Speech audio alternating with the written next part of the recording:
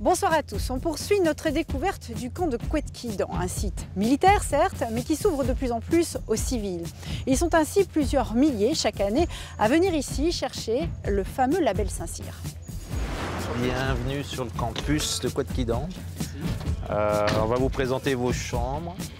Pendant 2 jours, ces notaires vont vivre en immersion dans ce camp militaire. Donc vous avez vos noms sur les tenues là, prenez-les, essayez-les. Tous sont à la tête d'études notariales dans lesquelles ils dirigent plusieurs salariés. Ces notaires espèrent que ce stage les aidera à enfiler le rôle de manager pour lequel ils n'ont pas été formés. C'est plutôt le costume, nous, tous les jours. Pourquoi pas? Pour apprendre à guider leurs salariés, la petite troupe va devoir relever des défis. Vous avez tout le matériel là pour confectionner des radeaux. Donc le but c'est de traverser en moins d'1 heure. Instruction reçue pour Rémi Blondel, chef désigné de l'épreuve. Christophe et Laurence, si vous voulez bien vous atteler à la tâche. De quelle manière? Eh bien, en vous servant des cordes. Il doit diriger les opérations et convaincre les autres de suivre son plan. Le radeau n'est qu'un prétexte pour voir s'il arrive à s'imposer. On va le pousser, le faire glisser. Allez, on le pousse. De son côté, le coach, ancien militaire, ne dit rien, mais observe tout. Je vais regarder sa position par rapport au groupe, la posture qu'il a. Est-ce qu'il prend du temps pour réfléchir avant l'action, pour justement élaborer un petit peu l'opération? Est-ce qu'il communique de manière claire?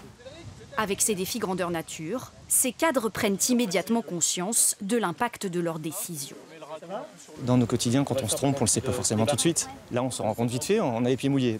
Plus que 5 minutes avant la fin du chrono, le chef se met à l'eau. Symboliquement, je trouve ça bien. Le chef, il va en dernier pour avoir une vision globale, mais je crois que c'est pas la bonne méthode. Et l'intuition de Rémi est bonne. Tu avais vraiment réfléchi au début en disant je passerai en dernier? Ah oui, parce que je voulais pas être coupé du... Partir à l'aventure, je voulais pas, pour pas être coupé du groupe. À l'armée, on dit que le chef va toujours à l'avant parce que c'est aussi représentatif de son implication.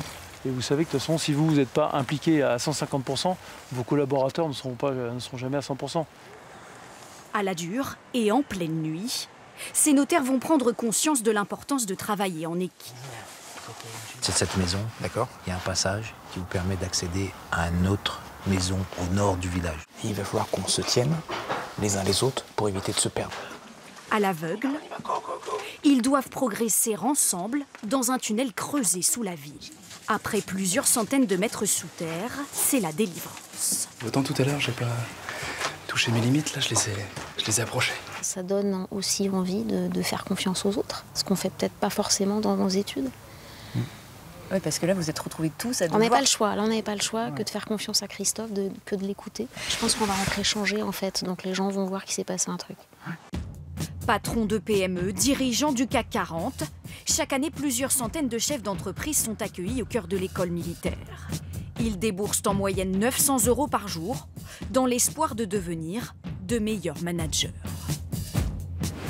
Alors Xavier Latournerie, vous êtes responsable des formations qui sont dispensées ici sur le camp. Qu'est-ce que des dirigeants viennent chercher ici? Ce qu'ils viennent chercher, c'est un éclairage différent sur leur propre pratique managériale, à la lumière de ce que des anciens officiers qui sont aujourd'hui responsables dans les entreprises peuvent leur apporter. Voilà. Mais finalement, qu'est-ce que vous avez développé, vous, ici, au camp, comme compétences, comme connaissances qu'on trouve moins dans le civil et qui peuvent leur servir? En fait, ce qu'on a développé, c'est tout un programme de formation autour de l'efficacité collective. Donc on a une pédagogie qui est très expérientielle, qui va faire que les gens vont être vraiment acteurs de leur formation dans des situations très concrètes. Donc ça plaît beaucoup. On exploite ça avec le groupe. C'est très très riche d'enseignement parce que finalement l'enseignement advient du groupe. On ne se positionne pas comme docteur qui apprendrait quelque chose, mais plutôt comme un accoucheur finalement qui permet de faire accoucher les idées. C'est un peu de méthode pour être plus efficace ensemble. C'est beaucoup de comportement. Comment moi j'incarne finalement cette autorité et je m'aligne avec mes valeurs pour être en phase avec ce que je veux porter. Et puis après, c'est la force de caractère qui est comme un muscle qui vient finalement renforcer tout ça avec un petit peu de courage, de volonté et puis de pugnacité pour tenir ses décisions. Ça s'apprend ou il y en a qui n'y arrivent pas et qui n'y arriveront jamais?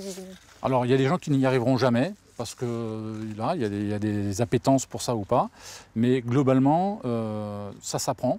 Quand on accueille ici en formation nos jeunes élèves officiers à Saint-Cyr, ils ne sont pas tous de grands leaders. Voilà.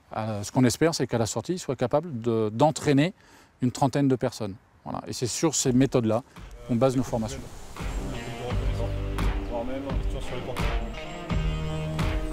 Tournées vers le civil, les écoles de Couët-Quidan réalisent également des échanges avec d'autres grandes écoles. C'est le cas depuis 10 ans avec l'ESSEC, l'école de commerce, et puis plus récemment aussi avec des étudiants de Sciences Po à Paris.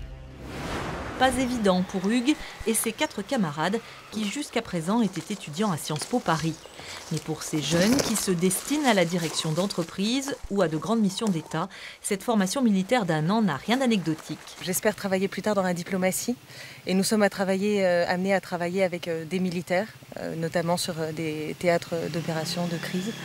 Et je pense qu'il est important de pouvoir se comprendre, d'utiliser un langage commun pour trouver des solutions qui soient opérationnelles.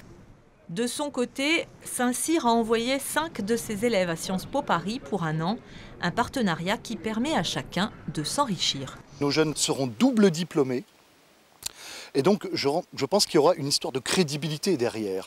Et avoir aussi le regard de l'IEP sur le monde, son évolution, ça concourt également à donner des armes à nos jeunes officiers pour la compréhension du monde et notamment le contexte dans lequel ils agiront plus tard militairement. Voilà, nous espérons que vous en savez maintenant un peu plus sur le camp de Couët-Quidan de renommée internationale et puis surtout sur les hommes et les femmes qui le font vivre. C'est en compagnie d'élèves de l'école militaire interarmes que cet itinéraire s'achève. Pour vous, ils ont revêtu la tenue de parade. Comme chaque année, les anciens remettront le sabre aux cadets, les plus jeunes, pour marquer leur entrée dans la famille des officiers de l'armée de terre. Très bonne soirée à tous. Bon, on se le fait ce selfie ? Allez, 1, 2, 3.